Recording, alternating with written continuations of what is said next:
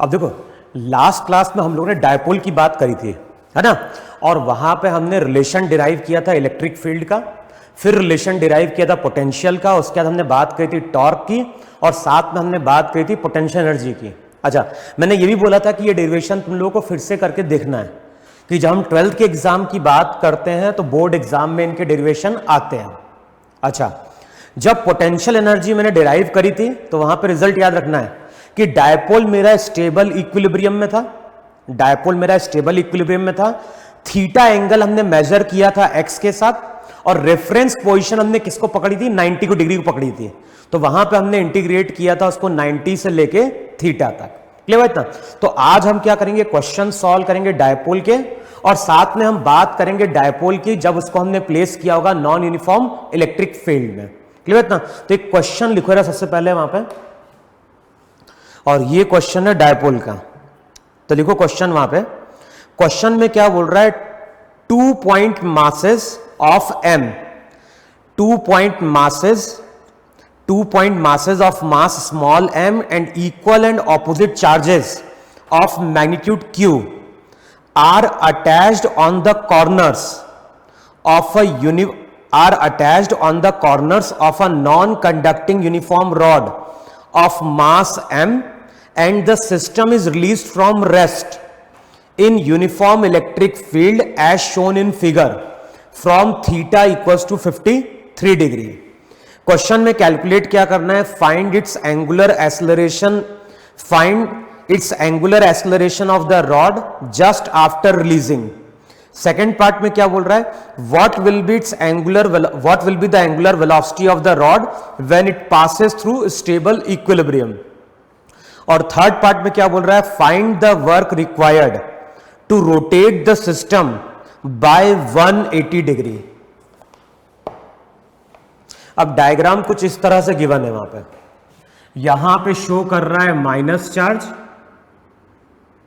और यहां पे वो शो कर रहा है प्लस क्यू चार्ज। जिन दो चार्ज की हम बात कर रहे हैं दोनों का मास वहां पे क्या है, सेम है।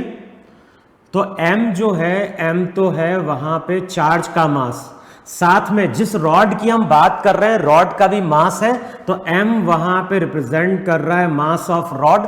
अच्छा, रॉड की लेंथ कितनी दी हुई है, रॉड की लेंथ दी हुई है वहां पे l।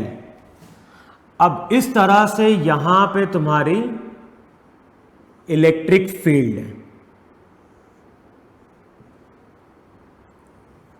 तो इस रीजन में इलेक्ट्रिक फील्ड प्रेजेंट है, और ये इलेक्ट्रिक फील्ड कहां है, राइट की ओर है। ठीक है, क्वेश्चन में इलेक्ट्रिक फील्ड को ई से ही डिनोट किया गया है। अच्छा, जो भी एंगल दिया है ये सिस्टम का सेंटर ऑफ मास है, और ये जो एंगल है ये एंगल अभी दिया है थीटा, थीटा की वैल्यू दी हुई है 53 डिग्री। तो इस पोजीशन से हमने डायपोल को लाके रिलीज किया है। अब जो क्वेश्चन का फर्स्ट पार्ट है, फर्स्ट पार्ट में क्या बोल रहा है, जिस टाइम पे हमने डायपोल को रिलीज किया है उस टाइम पे डायपोल का एंगुलर एक्सेलरेशन क्या है।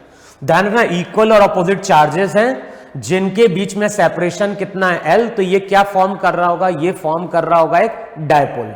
अच्छा, अब हमने लास्ट क्लास में रिजल्ट डिस्कस किया था कि अगर मान लो इसको हमने थीटा एंगल से डिस्प्लेस किया है अभी एंटी क्लॉकवाइज, तो इस पे याद होगा, इस पे फोर्स बना था F Q इंटू ई राइट की ओर, और इस पे फोर्स बना था Q इंटू ई लेफ्ट की ओर। तो इसको हमने डिस्प्लेस किया था एंटी क्लॉकवाइज, लेकिन ये जो फोर्स है, ये फोर्स बताओ इसको कैसे रोटेट कराएगा, क्लॉकवाइज। तो टॉर्क और थीटा ऑपोजिट थे, तो अभी इसका इक्विलिब्रियम कैसा है, स्टेबल है। जैसे ही हम छोड़ेंगे डायपोल अगेन इस पोजीशन को क्या करेगा, क्रॉस करने की कोशिश करेगा।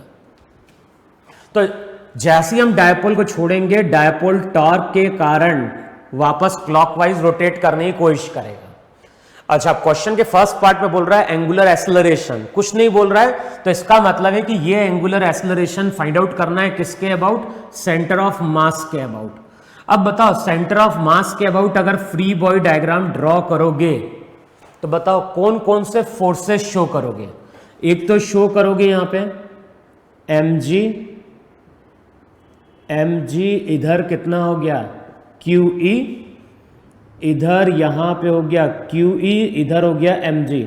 अच्छा एक मिनट, एक चीज और चेक करो, वहां पे ग्रेविटेशनल फील्ड की बात नहीं कर रहा है, तो हम केवल इलेक्ट्रोस्टैटिक फील्ड को कंसिडर करेंगे। वहां पे क्वेश्चन में ऐसा नहीं बोल रहा है कि ग्रेविटेशनल फील्ड को कंसिडर करना है, और वैसे भी अगर ग्रेविटेशनल फील्ड होगी तो उससे कोई फर्क नहीं पड़ेगा, क्योंकि दोनों का टॉर्क, जैसे इसका टॉर्क अगर mg है तो ये भी क्या होगा mg होगा, परपेंडिकुलर डिस्टेंस दोनों के लिए सेम है, तो ये mg रोटेट करा देगा उसको क्लॉकवाइज, ये रोटेट करा देगा mg, तो क्या होगा कैंसिल आउट हो जाएगा।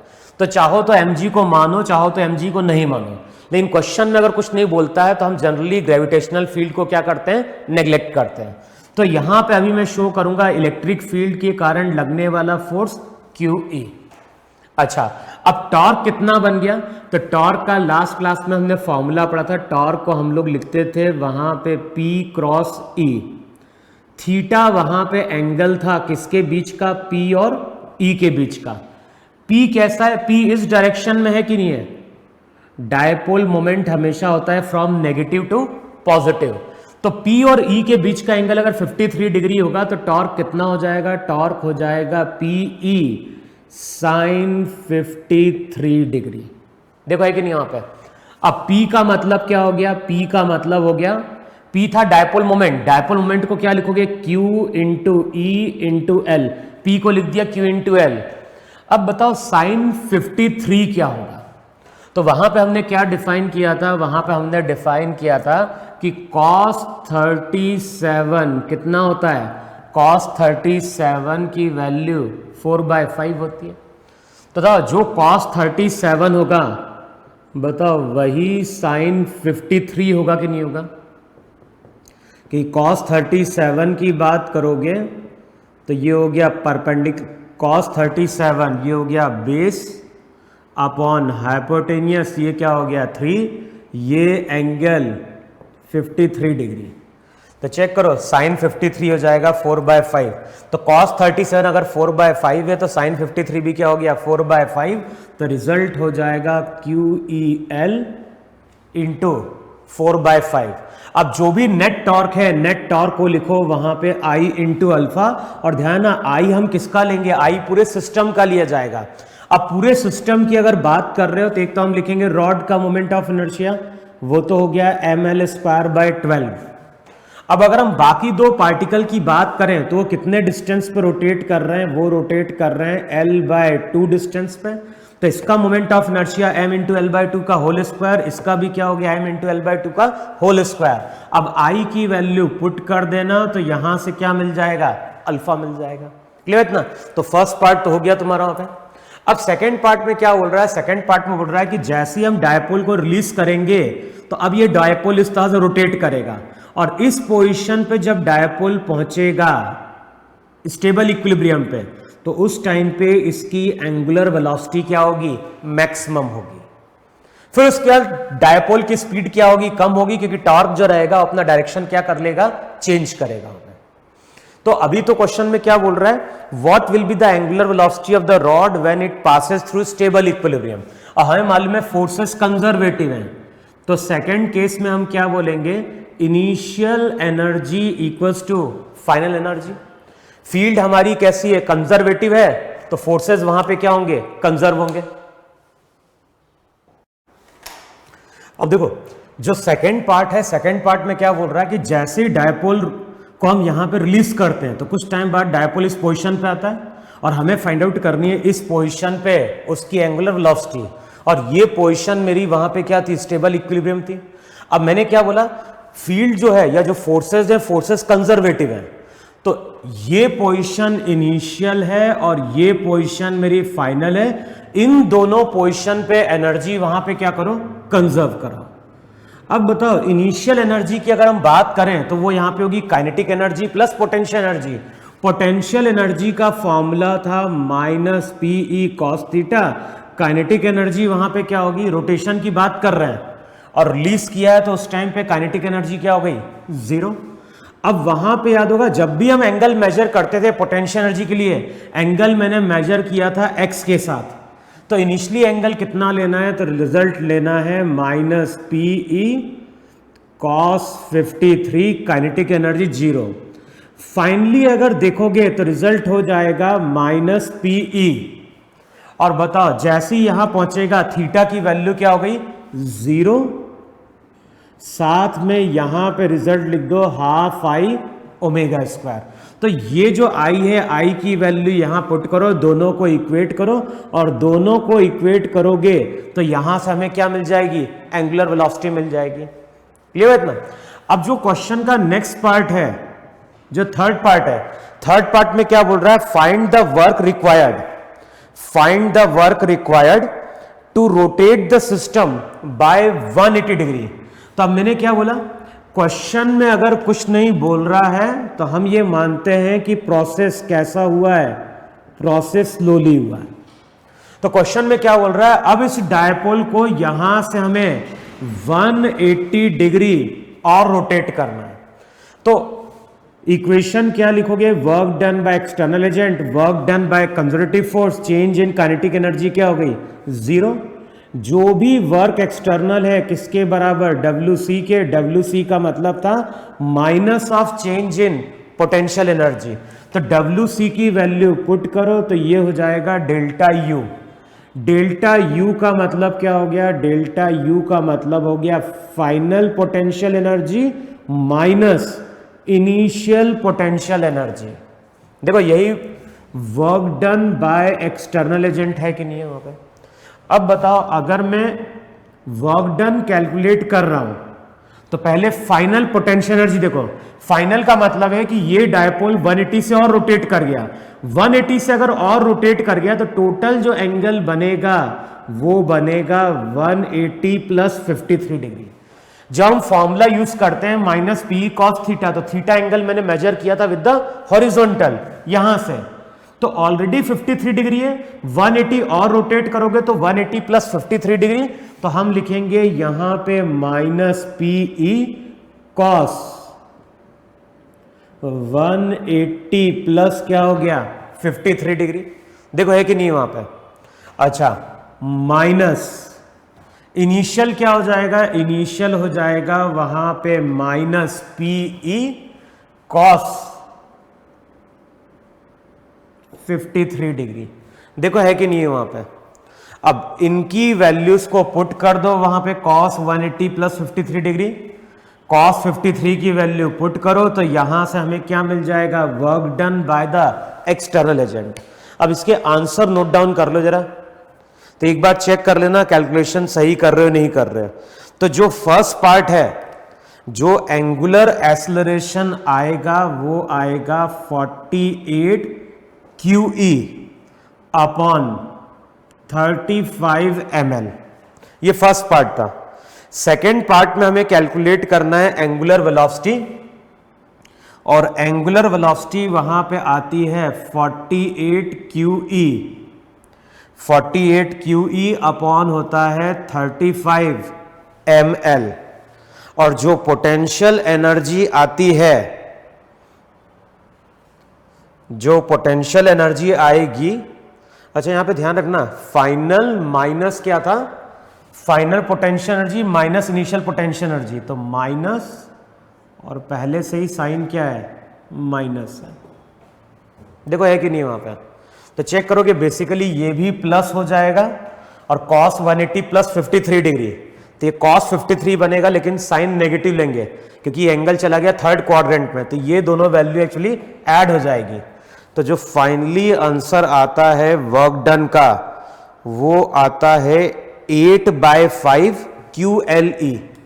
तो चेक करना वहां पे 8/5 QLE, तो ये तुम्हारा वहां पे क्या है, वर्क डन है वहां पे। क्लियर इतना, तो इतना नोट डाउन करो।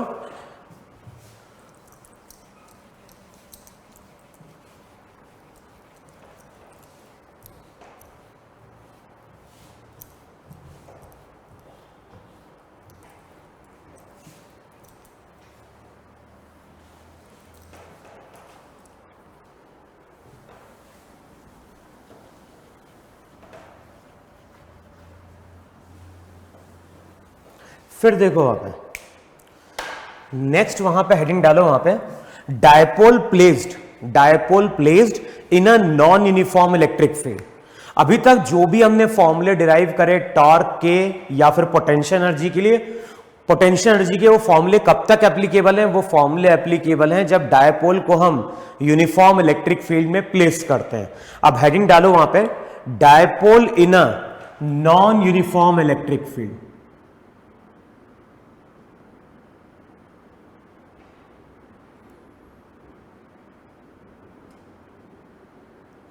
तो जो भी डायपोल है, डायपोल को हम लाके प्लेस कर रहे हैं नॉन यूनिफॉर्म इलेक्ट्रिक फील्ड में। अब मैं बोल रहा हूं कि यहां पे एक डायपोल है, ये हो गया चार्ज -Q, ये हो गया चार्ज वहां पे +Q। अच्छा, जिस डायपोल की हम बात कर रहे हैं वो डायपोल मेरा कैसा है? स्मॉल है। तो हम स्मॉल डायपोल की बात कर रहे हैं। तो अब मैं बोल रहा हूं कि हमारे पास एक स्मॉल डायपोल है और ये जो स्मॉल डायपोल है इसको हमने लाके प्लेस किया है इलेक्ट्रिक फील्ड में। लेकिन ये जो इलेक्ट्रिक फील्ड है, ये electric field function of x है। इसको बोल दो एक्स एक्सिस, इसको बोल दो वाई एक्सिस। अब मैं बोल रहा हूं कि जो भी डायपोल है, डायपोल को लाके हमने प्लेस किया है इलेक्ट्रिक फील्ड में। लेकिन हम लोग जिस इलेक्ट्रिक फील्ड की बात कर रहे हैं वो इलेक्ट्रिक फील्ड एक्स के साथ क्या हो रही है? वेरी कर रही है। हो सकता है इंक्रीज कर रही हो सकता है वहां पे डिक्रीज कर रही हो। अब मान लो इस पोजीशन पे इलेक्ट्रिक फील्ड E है, डायपोल स्मॉल है, तो मान लो इसके बीच का डिस्टेंस कितना है? x है। अब यहां पे अगर इलेक्ट्रिक फील्ड E होगी तो हम बोलेंगे यहां पे इलेक्ट्रिक फील्ड कितनी बन गई? यहां पे इलेक्ट्रिक फील्ड बन गई E+D। देखो ऐसा लिख सकते हैं वहां पे इलेक्ट्रिक फील्ड x के साथ वेरी कर रही है। अब मैंने मान लिया किसी टाइम पे यहां पे इलेक्ट्रिक फील्ड E है, जब हम dx आगे गए तो इलेक्ट्रिक फील्ड फर्दर चेंज हो गई, तो हमने बोल दिया यहां पे इलेक्ट्रिक फील्ड कितनी बन गई? E+D बन गई। अब बताओ अगर यहां पे इलेक्ट्रिक फील्ड E है तो उसके कारण फोर्स यहां पे बनेगा Q इंटू E, लेफ्ट कियो। इसके ऊपर जो फोर्स बनेगा वो बनेगा Q इंटू E+D। देखो यही कि नहीं वहां पर, तो ये फोर्स F1 है जो -Q चार्ज पे बनेगा और ये फोर्स F2 है जो पॉजिटिव चार्ज की ओर बन रहा होगा। अब देखो इससे पहले हमने क्या बोला था कि अगर कोई डायपोल यूनिफॉर्म इलेक्ट्रिक फील्ड में लाके प्लेस किया गया है तो उस पर नेट फोर्स 0 होगा, लेकिन नेट टॉर्क 0 नहीं होता है। जैसे ही हम उसको रोटेट कराते हैं तो वहां पे क्या बनता है? टॉर्क बन जाता है। अब अगर हम डायपोल को नॉन यूनिफॉर्म इलेक्ट्रिक फील्ड में लाके प्लेस कर रहे हैं तो इसका मतलब है कि उस डायपोल पे फोर्स बनेगा। अब कितना फोर्स बनेगा? तो जो भी रिजल्टेंट फोर्स होगा, दोनों इसमें एंगल 180 डिग्री है, तो जब दोनों को हम सब्ट्रैक्ट करेंगे तो रिजल्ट लिखोगे Q into E+D minus Q into D। देखो है कि नहीं वहां पे? अगले स्टेप में जो भी रिजल्टेंट फोर्स आएगा इस डायपोल के ऊपर वो हो जाएगा वहां पे Q इंटू DE। देखो है कि नहीं वहां पे? अब अगले स्टेप में क्या करो, इसको dx से मल्टीप्लाई कर दो और dx से वहां पे डिवाइड कर दो, तो रिजल्ट मेरा क्या बन जाएगा? जो भी रिजल्टेंट फोर्स रहेगा उसको अब क्या लिखोगे? Q into dx। Q into dx ये हो जाएगा dipole moment P। Q into dx ये तो बन गया P इंटू d/dx। इसका मतलब है कि अगर किसी डायपोल को हमने नॉन यूनिफॉर्म इलेक्ट्रिक फील्ड में लाके प्लेस किया है तो जो भी फोर्स आता है, फोर्स का फॉर्मूला होता है P इंटू d/dx। क्लियर ना? तो अगर dipole non uniform electric field में प्लेस किया गया है तो यही फॉर्मूला वहां पे हम क्या करेंगे? यूज करेंगे। और इस पे क्वेश्चन लिख लो यार। क्वेश्चन में क्या बोल रहा है? A short dipole is placed, a short dipole is placed on the axis of a uniformly charge ring, total charge -Q and radius कितना? R, at a distance r by root 2 from the center of ring as shown in figure. Find the force on dipole due to this ring. तब देखो question में क्या बोल रहा है, question में बोल रहा है कि हमारे पास यहां पे एक रिंग है, रिंग को चार्ज कितना दिया -q, रिंग का रेडियस कितना है r, तो रिंग पे चार्ज -q, रिंग का रेडियस r है और रिंग के सेंटर से कितने डिस्टेंस पे r बाय रूट 2 डिस्टेंस पे एक डायपोल को लाके प्लेस किया गया है। तो ये डिस्टेंस दिया है, डायपोल स्मॉल है तो यहां पे एक डायपोल है जिसको लाके प्लेस किया गया है किसकी इलेक्ट्रिक फील्ड में, रिंग की इलेक्ट्रिक फील्ड में। क्वेश्चन में क्या पूछ रहा है, find the force on the dipole due to this ring. तो बताना है ये जो रिंग है ये इस डायपोल के ऊपर कितना फोर्स लगाएगी। अब हमें मालूम है कि ये जो रिंग रहेगी, ये रिंग यहां पे इलेक्ट्रिक फील्ड क्रिएट करती है और इलेक्ट्रिक फील्ड का फॉर्मूला था KQX upon R square plus x square to the power 3/2। ध्यान रखना इसको हमने x बोला था। तो अगर हम रिंग के सेंटर से x डिस्टेंस पे आएंगे तो ये इलेक्ट्रिक फील्ड होगी और ये इलेक्ट्रिक फील्ड मेरी कैसी है, ये इलेक्ट्रिक फील्ड वहां पे नॉन यूनिफॉर्म है। तो अब मुझे अगर फोर्स कैलकुलेट करना है तो फोर्स हो जाएगा P इंटू d/dx।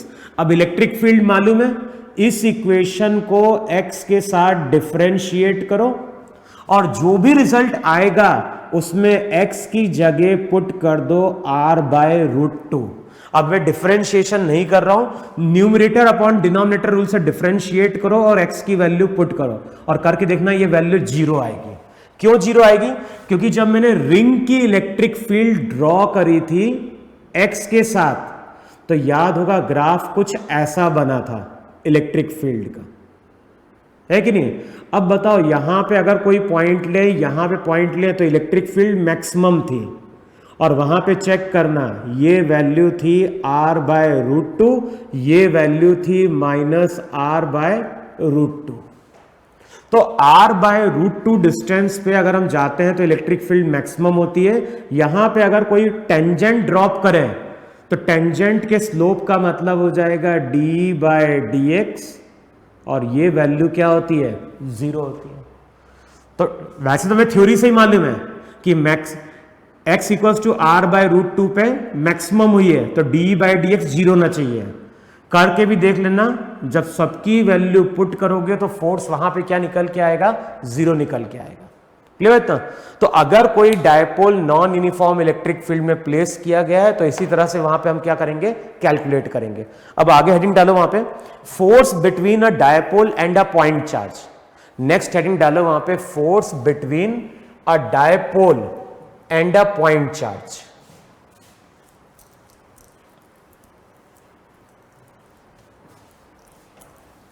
अब जैसे देखो यहां पे एक डायपोल है, ये -q और ये डायपोल सब स्मॉल है तो यहां पे एक -q, ये हो गया +q। रिजल्ट याद होगा ये हमारा डायपोल मोमेंट का डायरेक्शन था। अब मैं क्या बोल रहा हूं, इसके सेंटर से r डिस्टेंस पे हमने क्या किया, किसी एक चार्ज पार्टिकल q को लाके क्या कर दिया, प्लेस कर दिया। तो जो भी डायपोल है, डायपोल के पास में हमने किसी पॉइंट चार्ज को लाके प्लेस किया। अब देखो क्वेश्चन लिखने तो क्वेश्चन लिख लो। क्वेश्चन में क्या बोल रहा है, short dipole of dipole moment P is placed near a point charge Q as shown in figure. Find the force on the dipole due to the point charge. तो हमें बताना है कि इसके कारण इस पे फोर्स कितना बना। तो अब देखो न्यूटन का थर्ड लॉ यूज करो। न्यूटन के थर्ड लॉ से हम क्या बोलेंगे, जितना फोर्स ये डायपोल इस चार्ज के ऊपर अप्लाई करेगा, चार्ज उतना ही फोर्स किसके ऊपर अप्लाई कर रहा होगा, ये अप्लाई कर रहा होगा डायपोल के ऊपर। तो सबसे पहले हम इस पे फोर्स कैलकुलेट कर लेते हैं। अच्छा, इस पे कैलकुलेट करना दिक्कत है तो पहले हम इस पे कैलकुलेट कर लेते हैं। क्योंकि देखो ये जो डायपोल है, ये जो डायपोल है इस क्यू चार्ज की इलेक्ट्रिक फील्ड में, और इस पॉइंट पे अगर देखोगे तो इलेक्ट्रिक फील्ड का फॉर्मूला क्या था, के क्यू बाय आर स्क्वायर था। देखो ये था, दोनों तरह से हम कैलकुलेट कर सकते हैं। वहां पे चाहो तो हम डायपोल के कारण यहां पे इलेक्ट्रिक फील्ड निकाल लें, है कि नहीं, और उसके कारण इसके ऊपर क्या अप्लाई कर दें, फोर्स अप्लाई कर दें, वो भी कर सकते नहीं कर सकते वहां पे। देखो दोनों तरह से हम चेक कर लेते हैं रिजल्ट वहां पे। पहले मैंने क्या बोला, मान लो हम डायपोल पे फोर्स कैलकुलेट करने जा रहे हैं, तो जो भी डायपोल है वो क्यू की इलेक्ट्रिक फील्ड में लाके प्लेस किया, और क्यू की इलेक्ट्रिक फील्ड क्या है, वेरिएबल है। अब फोर्स कितना बनेगा, फोर्स बनेगा वहां पे P into d by d x, या फिर क्या हो गया डी बाय डी आर। देखो है कि नहीं है वहां पे इतना। अच्छा डिफरेंशिएट करो जरा वहां पे, अगर मैं इसको डिफरेंशिएट करूंगा डी बाय डी आर को, तो रिजल्ट क्या हो जाएगा, रिजल्ट हो जाएगा के क्यू आर स्क्वायर हो गया आर टू दी पावर -2, तो ये हो जाएगा कितना, चेक करो वहां पे -2 अपॉन, देखो चेक करो आर स्क्वायर का हो गया -2 आर टू दी पावर 3। देखो यही डी बाई डी आर है कि नहीं है वहां पे, देखो है। अच्छा साइन नेगेटिव क्या बता रहा है, साइन नेगेटिव बता रहा है, इसका मतलब है कि यहां पे आर बढ़ रहा है तो ई वहां पे क्या है, घट रहा है। देखो चेक करो है कि नहीं वहां पे,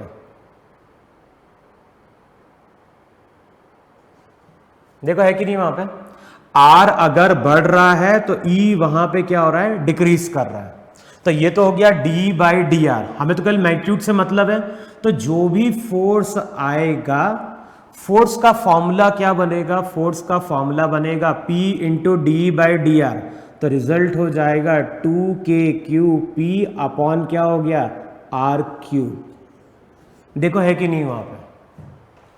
अच्छा अब ये फोर्स कहां पे होगा, ये जो डायपोल रहेगा, ये डायपोल यहां पे फोर्स एक्सपीरियंस करेगा। अब बताओ फोर्स कहां होगा, डायरेक्शन क्या होगा, तो चेक करो, ये जो क्यू चार्ज रहेगा इसकी इलेक्ट्रिक फील्ड इसके ऊपर फोर्स इधर लगाएगी, पॉजिटिव चार्ज है, लेकिन ये क्यू चार्ज इस नेगेटिव चार्ज के ऊपर फोर्स इस डायरेक्शन में अप्लाई करेगा। देखो है कि नहीं, ये क्यू इस क्यू के ऊपर रिपल्सिव फोर्स अप्लाई करेगा लेफ्ट की ओर, ये क्यू इस माइनस क्यू के ऊपर अट्रैक्टिव फोर्स अप्लाई करेगा कहां पे, राइट की ओर। और हमें मालूम है कि इन दोनों के बीच का डिस्टेंस कम है, तो इसका मतलब है F1 ग्रेटर देन क्या होगा, F2 होगा। इन दोनों के बीच का डिस्टेंस कम है, इन दोनों के बीच का डिस्टेंस ज्यादा है, इसका मतलब है जो नेट फोर्स आएगा वो आएगा लेफ्ट की ओर। देखो है कि नहीं है। अच्छा न्यूटन्स के थर्ड लॉ के अकॉर्डिंग क्या बोलोगे, इसने अगर लेफ्ट अप्लाई किया है तो ये इसके ऊपर कहां अप्लाई कर रहा होगा, राइट की ओर अप्लाई कर रहा होगा। अच्छा अब इस पे अगर फोर्स कैलकुलेट करना है तो कैसे कैलकुलेट करें, डायपोल के कारण यहां पे इलेक्ट्रिक फील्ड कहां होगी, राइट की ओर होगी, और फॉर्मूला था याद होगा 2KP बाय आर क्यूब। देखो यही फॉर्मूला था कि नहीं था पे, इस इलेक्ट्रिक फील्ड में ये चार्ज पार्टिकल है तो फोर्स कितना हो जाएगा, फोर्स हो जाएगा Q इंटू ई, तो रिजल्ट हो जाएगा 2KP upon 2KPQ upon are cube. और देखो यही रिजल्ट आ रहा है कि नहीं आ रहा है। तो इस तरह से वहां पे हम फोर्स क्या कर सकते हैं, कैलकुलेट कर सकते हैं। देखो है कि नहीं है वहां पे।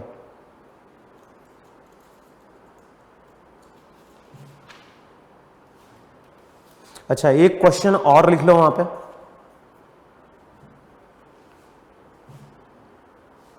लिखो क्वेश्चन में क्या बोल रहा है, a short dipole of dipole moment P is placed near a point charge Q as shown in figure. Find the force on the dipole due to point charge. तो देखो डिफरेंस क्या है क्वेश्चन में, केवल अभी जो चार्ज था उसको हमने प्लेस किया था एक्सियल पोजीशन पे। अब क्वेश्चन में बोल रहा है कि यहां पे माइनस Q चार्ज है, यहां पे प्लस Q चार्ज है, दोनों के बीच का डिस्टेंस वहां पे क्या था,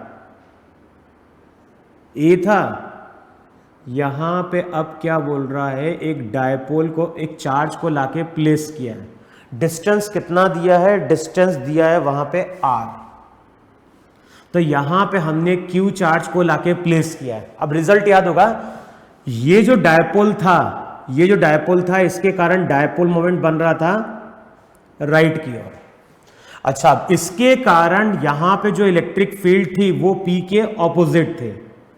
और चेक करो वहां पे परपेंडिकुलर बाइसेक्टर पोजीशन पे जो फॉर्मूला था वो था KP/r³। एक्सिस पे था 2KP/r³, यहां पे क्या था, KP/r³ था। अब ये इलेक्ट्रिक फील्ड इस Q चार्ज के ऊपर फोर्स अप्लाई करेगी, वो होगी Q into E। Value put कर दो तो रिजल्ट हो जाएगा KPQ/r³। जिस डायरेक्शन में इलेक्ट्रिक फील्ड होती है उस डायरेक्शन में ये फोर्स क्या करेगा, एक्सपीरियंस करेगा। अब थर्ड लॉ के अकॉर्डिंग क्या है, जितना फोर्स डायपोल ने क्यू चार्ज के ऊपर अप्लाई किया है, क्यू चार्ज उतना ही फोर्स किस पे अप्लाई कर रहा होगा, डायपोल पे राइट की ओर अप्लाई कर रहा होगा। क्लियर है ना? तो इस तरह से वहां पे हम क्या करेंगे, डायपोल पे फोर्स कैलकुलेट कर लेंगे, किसके कारण, पॉइंट चार्ज के कारण। दूसरा तरीका वही है वहां पे। फिर देखो नेक्स्ट हेडिंग डालो वहां पे, फोर्स बिटवीन, नेक्स्ट वहां पे हेडिंग डालो force between two dipoles, force between two dipole.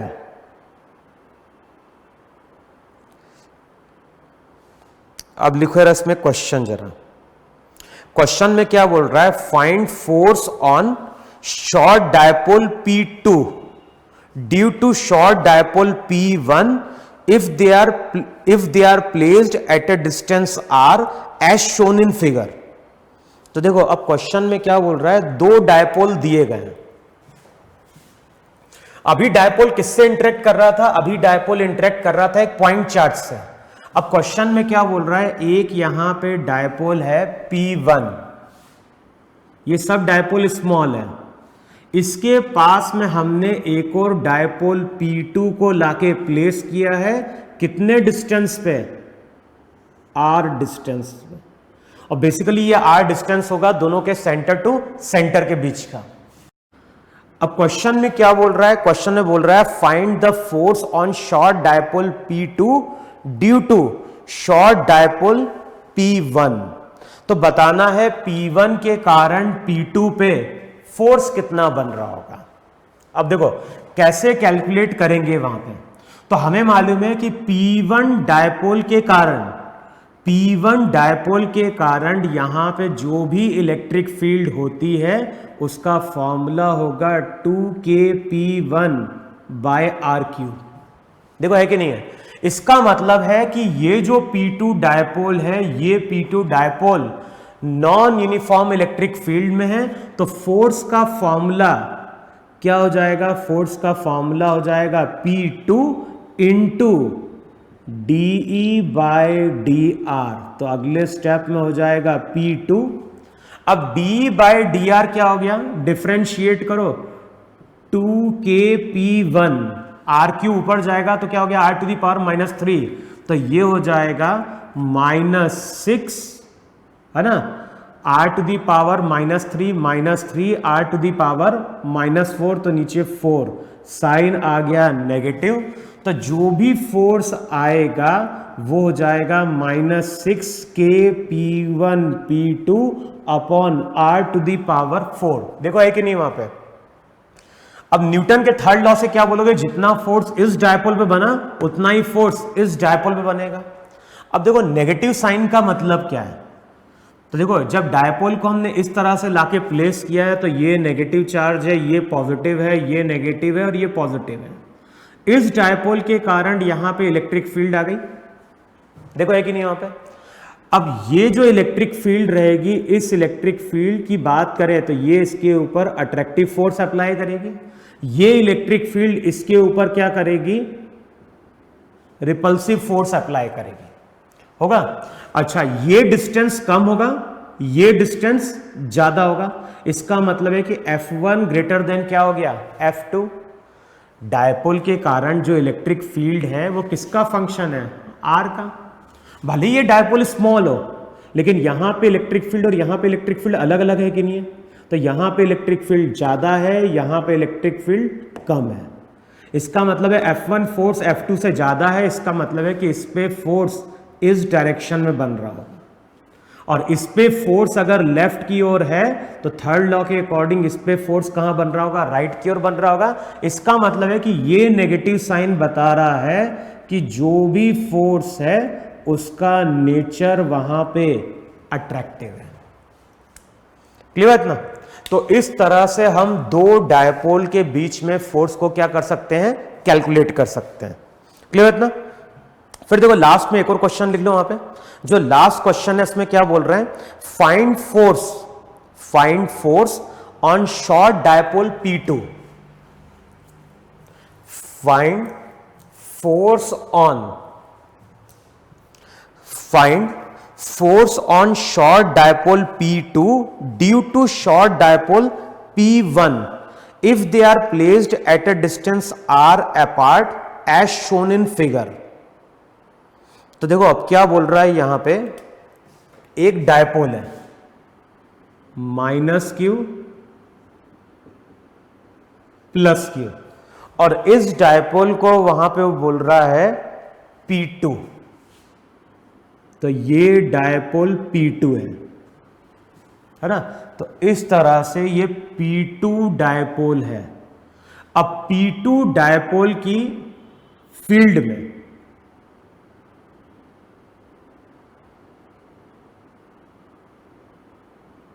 यहां पे हमने एक और डायपोल P1 को लाके क्या किया है? प्लेस किया है। क्लियर है ना? तो यहां पे एक डायपोल है P1, यहां पे एक डायपोल P1 है और इसकी इलेक्ट्रिक फील्ड में, एक बार डायग्राम चेक करो।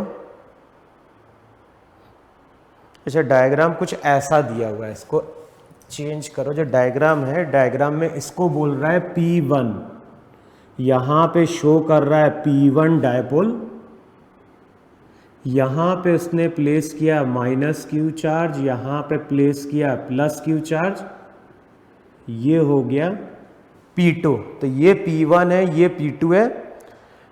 क्वेश्चन में क्या बोल रहा है? ये जो डिस्टेंस दिया है, सेंटर टू सेंटर डिस्टेंस पकड़ना है, तो ये डिस्टेंस वहां पे r दिया है। अब क्वेश्चन में क्या बोल रहा है? Find the force on short dipole P2। तो हमें इस पे फोर्स क्या करना है? कैलकुलेट करना। अब देखो डिफरेंस क्या है। अभी तक जो हमने डायपोल लिए थे वो डायपोल एक्सिस के अलोंग प्लेस किए गए थे। अब जिन दो डायपोल की हम बात कर रहे हैं उनका ओरिएंटेशन परपेंडिकुलर है। अच्छा, अब हम बात कर रहे हैं इस डायपोल की। बताओ ये डायपोल किसकी इलेक्ट्रिक फील्ड में?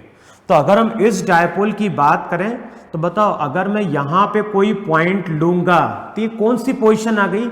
ये डायपोल की परपेंडिकुलर पोजीशन आ गई, परपेंडिकुलर बाइसेक्टर। और याद है जिस डायरेक्शन में डायपोल होता है उसके ऑपोजिट यहां पे इलेक्ट्रिक फील्ड होती है। तो यहां पे इलेक्ट्रिक फील्ड अलग होगी, यहां पे इलेक्ट्रिक फील्ड अलग होगी। E+D या फिर E-D लिख दो। जो भी इलेक्ट्रिक फील्ड है इस डायपोल के कारण, उसका फॉर्मूला याद होगा, फॉर्मूला था Kp1/r³। देखो यही कि नहीं वहां पे। तो इस डायपोल के कारण यहां पे जो इलेक्ट्रिक फील्ड बनेगी वो हो जाएगी वहां पे Kp1/r³। देखो है कि नहीं वहां पे।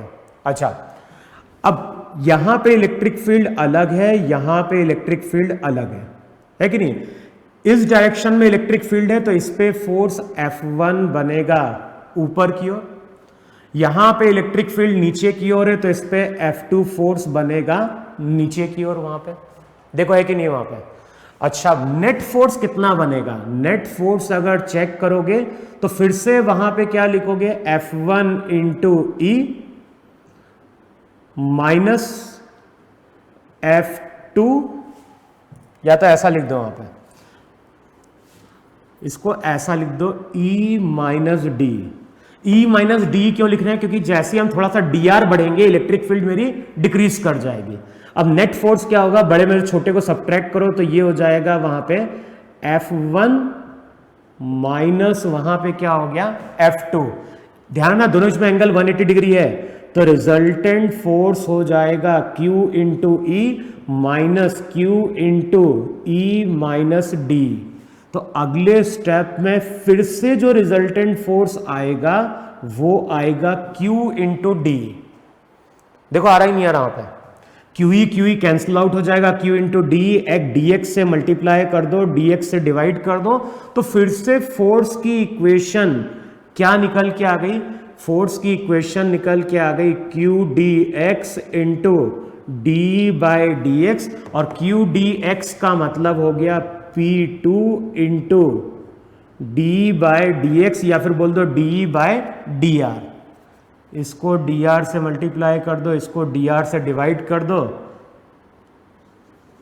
तो ये हो जाएगा q into D R into D by D R. अब जो q इंटू डी आर होगा वो तो हो जाएगा वहां पे P2 into D E by D R. यही फोर्स की इक्वेशन है। इसका मतलब है कि एक्सिस के अलोंग प्लेस करो या फिर दोनों डायपोल को प्लेस करो परपेंडिकुलरली, फोर्स का फॉर्मूला तुम्हारा क्या होगा? एप्लीकेबल हो जाएगा। अच्छा, इसका डायपोल इधर है, कौन सा फोर्स ज्यादा है ये तो मुझे? F1 फोर्स ज्यादा है या F2 फोर्स ज्यादा है? तो F1 फोर्स ज्यादा है, तो ध्यान ना, रिजल्टेंट फोर्स P1 के क्या होगा? अलोंग ही लग रहा होगा इस केस में।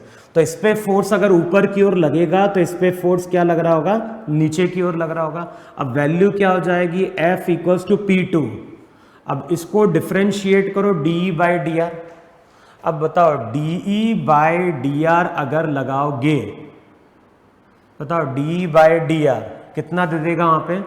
KP1 R to the power -3, तो ये जाएगा -3 R टू दी पावर 4। तो जो भी फोर्स आएगा वो हो जाएगा -3KP1 P2 upon R to the power 4। देखो है कि नहीं वहां पे?